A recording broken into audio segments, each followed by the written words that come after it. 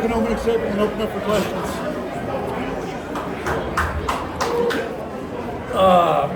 Don't know where to begin.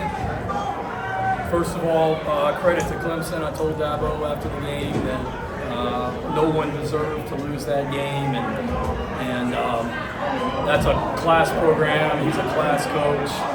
Kathleen, his wife, just came over here to our locker room to congratulate Emily and I, and tells you what kind of people they are. They're special people, and they have my respect. And no disrespect to Miami, but I'm the biggest Syracuse fan in the world. I hope Syracuse goes and wins that game tonight. And Clemson can go win an ACC next week as well. But what about our team?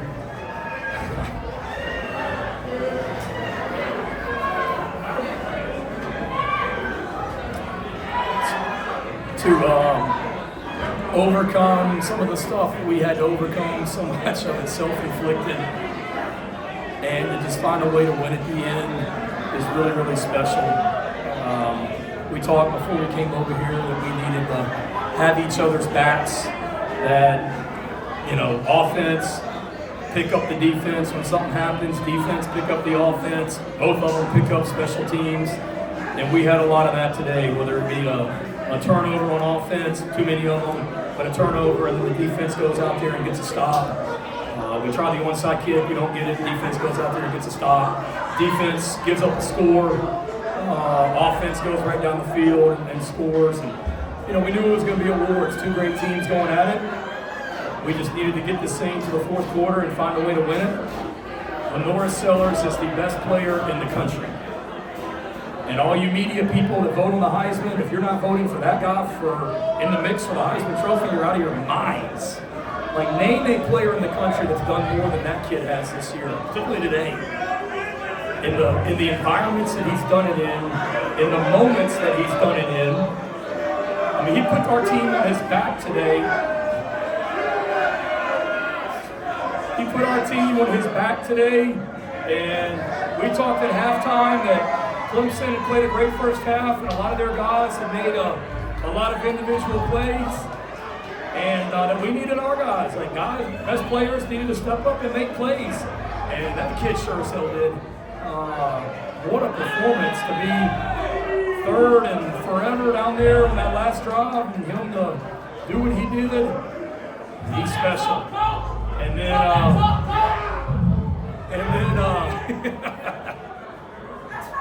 love it. They're taking pictures of the press conference. That's good. That's when you know it's a special day.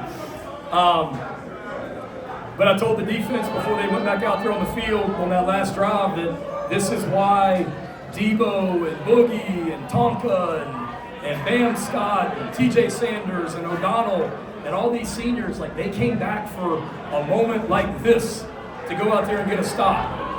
And then the whole drive, I'm like, I freaking jinxed them. Because Clemson goes right down the field, and they're in field goal range, and our mantra on defense is to put the ball down, and we put the ball down one more time. What a play by D. Knight, what a special young man he is, and that was it. So, what a day. What a day. So proud of our players, so happy for them, and questions. Is there anything that Sellers does now that surprises you anymore? We had a 2-minute drill the other day in practice where I thought he made a really dumb decision, and I was reminded he's still a freshman. So that surprised me a little bit, one of the plays that he made in 2 minutes the other day on Thursday in practice. But outside of that, no. He's a competitor, he's a warrior. Nothing bothers him. He's so poised and just doesn't get too high, too low. He was just having fun out there playing. I do believe we deserve a spot in the 12-team playoff. To me, it's hard to. I get it. The committee has a really tough job. They have to choose the 12 best teams, but I get it. We got 3 losses. I understand that, but it's hard for me to sit there and say that we're not one of the 12 best teams in the country. When you look at our strength of schedule, when you look at our wins on the road, I think we're now 4-1 on the road this year in tough environments. We're not going and playing in front of 20,000 people on the road like some teams do in this country. We go into hostile environments every single week, And our only loss on the road is a 2-point loss. You talk about strength of schedule. I think today is our 4th top 25 win with, I believe, the 12th highest strength of schedule. So I get it. There's some very deserving teams out there. But if the committee's job is to pick the 12 best teams, you tell me. You tell me on Selection Sunday, everybody across the country, if South Carolina pops up in that bracket, I don't know of any team that would be excited about having to play this team the way that we're playing right now. That's what I judge you with. You became the first coach in South Carolina history to win all 3 trophy games. What does that mean to you? What does that mean to this program? It means that if our trophy makes it back safely off the field, which I know it's out there right now, that we're going to display that proudly in our football facility for the next year.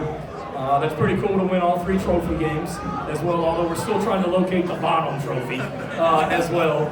But it's some there, but we'll find it. But it's just a testament to our players as well, to what they're about, to have the season that we've had in 2024. More than anything, I'm just so happy for them because of how they work, and it's fascinating to me, not fascinating, but it's pretty cool that Taylor, the sideline person for ESPN today, she did our game against Vanderbilt last year. We were 2-6, pouring down rain in the cold, and she did the game. So to look at where we were in 2023, 2-6, to now be 9-3, just beat your rival, have all 3 trophies, the things that this team's accomplished so far, they deserve those 3 trophies because they're awesome young men. They were able to. I got you. Go ahead. I got here and then Jack, and then I'm coming right over here. They were able to get some deep passes on you early, then you guys adjusted. What adjustments did you make? Yeah, just guys making plays. They did make some plays on us in the passing game. They got good receivers. I said it all week that they're the same offense that we played last year. Klubnik's a year older. What a fantastic player he is. That's what Davin and I talked about after the game. There's 2 great quarterbacks going at it, ours and theirs. And got a ton of respect for Cade and wish him well. Antonio Williams, we know all about Antonio, and then they added Wesco and Ward, 1-12, and they're really good players. And the way we play defense, we play a lot of man coverage, like that's who we are. And our corners are going to be left out there on an island. And I thought Cade made some great throws, and their guys made some great catches. And the bigger issue for me was just our inability to affect the quarterback. I mean, they were going to get rid of the ball quick, but with our D-line, credit their offensive line. They did a really good job of protecting for him and allowing him to make those throws. Yes, Jack. I'll take it over for a minute, Steve. Sorry. Defense. What does it mean to see that ball on the interception go into Demetrius Knight's hands? What was 60 guys you brought in, and he's been so happy for the guys. Yeah, so happy for D Knight. What a leader he is. What a person he is. What a way for him to finish. Every year before we play Clemson on Friday night during our team meeting, we have all the seniors get up front and the coaches talk about them. And Luke Day talked about it last night, not just D Knight, but that senior class in general. Like, that's the example of what you're supposed to be about as a student athlete. Just the kind of people they are, the players, and D Knight is right at the top. I've told you guys before that Jeff Collins, the defensive coordinator at North Carolina, told me that D Knight was maybe his favorite player ever of all time, and I see exactly what he means as well.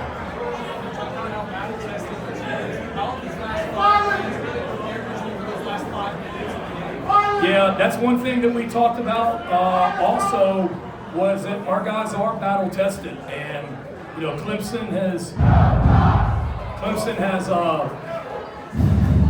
now it's really going to get tough to hear. Clemson has played outside of, I guess, Pitt. They really haven't been in a lot of these 4-quarter games. They either got beat or they beat the crap out of people. And we knew that just get it to the 4th quarter that we are battle tested because of some of the games and environments that we've been in, and we're built for this. And that's what we talked about, and you saw it out there as well. And then I also, hang on, Chris, sorry. I told our guys too, it reminded me so much of 2022 we kept having to put our defense out there to get stops. And Kai kept punting and pinning them deep. And then the defense kept going out there and the offense couldn't finish it. And it was that way a lot today too. The defense just kept going out there and getting stops.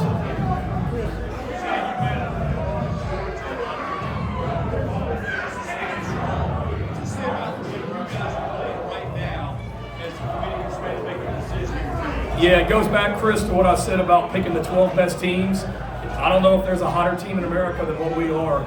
6 wins in a row, 4 over-ranked opponents, on the road for 2 of them. This was the first, outside of the Alabama loss, this was the first close road game that we've had all season. A double-digit win on the road at Vanderbilt, a double-digit win on the road at Kentucky, a double-digit win on the road at Oklahoma, and we're hot. Our defense continues to get better. Our quarterback, as you guys saw, continues to get better. And that's what I'd say. We're just a team that you want to be the team that's playing your best football at the end of the season, and we sure are.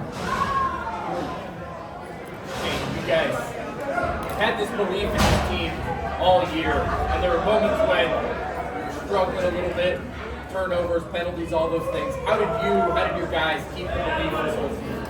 Just the leadership. Y'all have heard me say it before, your investment level in something equals your expectation level. And our investment level into this program, the young men that are in this program are highly invested. That's why they all came back. They didn't come back to go 6-6 and get bowl eligible. When they came back, I go back to I haven't told you guys this, but I go back to our very first team meeting in January. And it's on, I guess when the players come back, it's the night, or it's Sunday night in January. And that's the freshmen are there, the new transfers are there. And in the team meeting, I made some comment about the bowl game at the end of the season. And when that meeting was over, Dylan Stewart, of all people, who had been on campus for 48 hours at that point, pulls me aside and he's like, enough of this playoff stuff. Bowl game stuff. We have higher expectations than that going forward. And I remember thinking, okay, this freshman, he's different, and he is. But that's the mindset. And then after we lost to Alabama, I meet with about 18 of our core leaders. How about that, Todd Ellis? Yes, sir. I meet with a core group of our leaders every Wednesday, and I usually start the meeting okay, what's on y'all's minds? And after we lost to Alabama, we were 3-3. Sat in there with them. I'm like, okay, what's on y'all's minds? And I think it was Debo. They all looked right at me and they said, win out. And I said, okay. And they said, there's no other option. We're winning out. And I haven't told you guys that, but that's been their mindset. And because they had higher expectations than being 3-3. And I told them, well, that's great to sing and all, but we've got to start playing winning football better. We got to quit turning the ball over. We got to quit having penalties. That's great to say we're going to win out, but we got to do the things that we have to do in order to win out.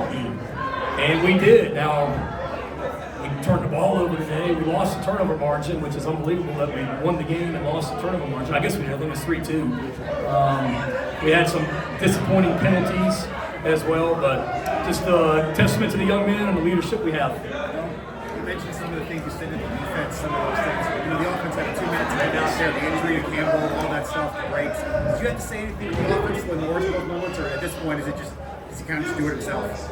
Not really. It was, you're talking about the last drive? Yeah, or just in 2 minute general? timeout, the break, the Delvon injury, just this kind of weird stoppage in there. Yeah, it was really just being aware of the clock, knowing that, really trying to save. We ran in a situation where Josiah got hurt. We didn't want to put Tree in the game because if we put Tree in the game, that's a whole year of eligibility. So I think we moved for Sean to tackle maybe for a play, put Brubaker in the game. Then we have an injury over there. There's question. They're telling me in the press box that he caught the ball, Dale Vaughns. The officials are talking to me about, do you want to review it? I really didn't want to burn a timeout because I'm thinking if we don't score here, we still have 3 timeouts and we can get the ball back. So there's a lot going on, and then we have a dumb penalty, and you're sitting there inside I think you're on the 14-yard line, and next thing you know, you're 15 yards deeper or whatever. And then just, it's kind of like the old Doug Collins, the old Chicago Bulls coach. They asked him about what was that play, and it was get the ball to Michael and get the bleep out of the way. It's kind of like just get the ball to Lenoris and get out of the way, and that's what we did today. Shane, college football doesn't give you much of time to look back and reminisce, but what does this mean for you? I wish we were playing in the SEC championship, but we're not. So we're gonna really look back and enjoy the hell out of this one for a while.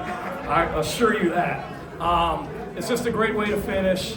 I know what this rivalry means. I said it 2 years ago. I'm so happy for our fans because this really is, and I told y'all on Tuesday, and I mean it, like this is the best rivalry. I truly believe in college athletics, and there's a lot of great rivalries I've been a part of, but this state that I love living in, and the two great fan bases. What an environment! I mean, I'm so blessed to be in that arena today and have a chance to compete. I mean, it was freaking awesome, and it's what college athletics is all about. And it says that there's two great programs in this state, two great teams in this state. Hate that anybody had to lose that game, but it says that we've got a really, really special group of guys that just continue to get better and have more work in front of us to do. Coach, you mentioned the defense picking up the offense and vice versa. The offense turned the ball over 3 times and you did not get a point off of those turnovers. What does it say that your defense handles that sudden change really well, especially in an environment as raucous as this one was? Yeah, I didn't realize that all 3 turnovers. I knew we did it on a couple of them. I didn't realize all 3 turnovers. It's just our defense. It's a veteran, gritty group of guys. Credit Clemson. I mean, it's disappointing that we lost the turnover battle because I mean that was like you guys know I give the players 3 keys each week and that I think are going to be critical to this game, and it was one was just like Oklahoma dominated the turnover battle, not just win it but dominate it. And we didn't, but nobody flinched. Just our defense, they talk about putting the ball down and they did it. They just kept competing and battling. Please describe his ability to just shed tackles and how he's able to do that. Yeah, it's amazing, his ability to shed tackles. God bless that young man with just a lot of just God-given ability, genetics, you name it. He's worked really, really hard in the weight room from when he came in. And he's a competitor. He's a winner. Go back to what he did in high school at South Florence to what he did out there today. He's special. He's special. I know nobody's enjoying this more than Tommy Suggs. That man knows what this rivalry is about. Who we got? Coach, you officially passed Steve Spurrier for the most wins and coaches last 4 years in South Carolina history. What does that mean to you? Did you read that into yourself and do the job 4 years ago? I have a belief in myself, so I don't want to say that I didn't think that I would, but it goes back. It's a big game. Like Coach Spurrier actually called me on Tuesday and left me a voicemail. Beamer, you're doing great. This might be the biggest game ever in the history of Carolina Clemson and whatnot. So I appreciate him reaching out. I appreciate him giving me an opportunity here at South Carolina back in 2007. God's got an unbelievable plan, and he brought my wife and I to Columbia in 2007, and with just a dog and no children, and here we are with a dog and 3 children later, and different dog but 3 children later, and it's pretty special. I love this place. I'm so blessed to be the head football coach here, and for me I have so much respect for Coach Spurrier as a coach for, not me, but this team to have won more games in 4 seasons than he did. It's a great accomplishment by everyone associated with our football team. Anybody else? Good. Thank you, Coach. Thank you, guys. What a game. I know y'all were blessed to be a part of it as well. Pretty cool what y'all get to do for a living. Yeah. Thank you.